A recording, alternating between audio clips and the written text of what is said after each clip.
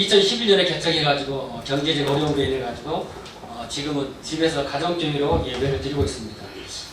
저는 목사 안수 받기 전에 이제 신학 과정에서 하나님께서 저로 하여금 하나님의 말씀을 굉장히 많이 공부하게 시켰죠. 그래서 창세기부터 계시록까지 각 주요 내용을 거의 안 보고도 다 암기할 정도로 그렇게 하나님의 말씀을 제가 굉장히 사랑했고 많이 공부를 했었죠. 그런데 말씀만 가지고는 결코 되지 않는다는 것을 제가 깨닫게 되죠. 거기에 하나님의 권능이 임하지 않으니까 그 말씀이 힘을 발휘하지 못한다는 것을 제가 깨닫게 됩니다. 누가복음 그 24장 끝장에 보면 위로부터 능력으로 입혀질 때까지 너희는 이 성에 머물라. 주님께서 이 말씀을 하시잖아요. 이 말은 다시 말하면 너는 능력을 받기 전까지는 목회하지 말라 이 말이거든요. 그런데 저는 그것도 제대로 알지 못하고 그냥 열정 가지고 이렇게 개척을 했는데 결국 실패를 한 겁니다. 그래서 저는 이제 능력 받기 전까지는 목회를 하지 않는다. 그래서 능력 받기를 굉장히 사모를 하고 있었죠. 그런데 그 중에 그런 가운데 이제 목회자 영성 세미나가 있다라는 문자를 제가 받게 되죠. 그래서 이제 목회자 영성 세미나 참석하고 이어서 그냥 영성학교를 등록하게 된 겁니다. 저는 영성학교를 시작하기 전에 3일간의 단식 기도로 준비를 했죠. 그래서 충주기도원 금요일 토요일 다녀왔고 나름대로 존비벤 목사님 회개라는 책을 사가지고 2번 정도 가면서 거기에서 회개하라는 내용을 일일이 다 제 자신을 체크하면서 회개를 했죠. 그럼에도 불구하고 뭔가 제 심령 속에 답답함이 있었던 겁니다. 이제 영성학교가 시작되고 제가 말이 좀 빠릅니다. 시간 안에 해야 되니까. 예, 저는 딱 7분 안에 끝내려고. 팀장 권사님께서 매주 강의 내용을 요약 정리해가지고 팀원들에게 문자를 보내주셨죠. 이제 영성 5주차 양사람 목사님의 강의 내용도 변함없이 우리들에게 보내주셨는데 그 내용이 뭔가 하면은 하나님과의 관계에서는 순도 100%의 순종을 해야 되고 사람과의 관계에 있어서는 하나님께서 의도하시는 모습대로 사람을 바라보며 사랑하라는 그런 말씀이었죠. 물론 성도라는 이 말씀은 너무너무 잘 알고 있는 겁니다. 그런데 대부분 성도들이 가장 또한 흔히 가장 많이 범하고 있는 죄가 바로 이 하나님의 말씀이거든요. 그러면서도 내 자신은 깨끗한 사람으로 신앙생활 잘하는 사람으로 착각하고 있었던 것이죠. 하나님께서 보실 때는 그야말로 전통과 관습에 매인 종교인이고 서기관과 바리새인과 같은 존재에 불과한 그런 사람인 것이죠. 5주차 팀 토의 시간에 그 헬퍼 권사님께서 말씀합니다. 오늘 주님께서 목사님들에게 들려주라는 말씀이 있습니다. 사람을 사랑하되 하나님께서 의도하시는 모습대로 사랑하래요. 특히 목사님들은 사모님을 그렇게 사랑하라. 이렇게 말씀을 전해주었습니다. 저는 그 말씀을 듣자마자 깨달았죠. 왜냐하면 나는 몇 년 전에 사람을 사랑하는 것이 곧 하나님을 사랑하는 것이다. 그리고 사람을 미워하는 것은 하나님을 미워하는 것이다. 이런 교육을 제가 한 약 1년 6개월 동안 엄청나게 강하게 받았었거든요. 거의 대부분 사람들은 모두가 다 여기에 다 막혀 있는 거죠. 이 죄로 말미암아 사탄에게 매여 있고 하나님과의 관계가 막혀 있는 겁니다. 그런데도 그 사실을 모르고 자기들은 신앙생활 잘하고 한다면서 잘한다면서 하나님께 부르짖고 기도하고 있는 거죠. 사람을 사랑하되 하나님께서 의도하시는 모습대로 사랑한다는 것은 결코 쉬운 것이 아니죠. 먼저 영이 열려서 내가 상대하는 그 사람의 언어 행실이 마귀의 역사인지 아니면 성령님의 역사인지 먼저 분별이 돼야 되거든요. 마귀의 역사라고 한다면 그 사람 속에 마귀, 사탄, 귀신들을 증오하고 경멸하고 때때려 부지하죠.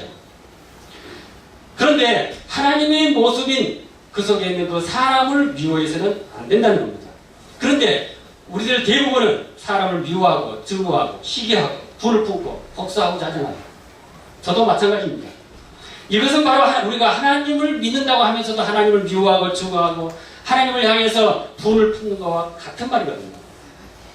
그렇게 되면 바로 그 상대방의 속에 있는 악한 귀신, 마귀, 사탄들이 바로 내 속에 들어온 겁니다. 그리고 그 사탄이 내게 들어와서 나를 장악해 버린다는 사실입니다. 그러면 그때부터 내 삶의 모든 것이 묶이기 시작한다는 사실이죠. 저도 역시 바로 이 죄에 묶여 있었던 것입니다. 저는 이런 영적인 사실을 이미 알고 있었기 때문에 나름대로 열심히 그때그때 회개한다고 회개했죠. 그런데 하나님께서 보실 때는 아직도 내 속에 온전한 회개가 되지 않았던 겁니다. 저는 다시 금요일 토요일 2일간 단식을 작정하고 단식 기도를 하게 됩니다.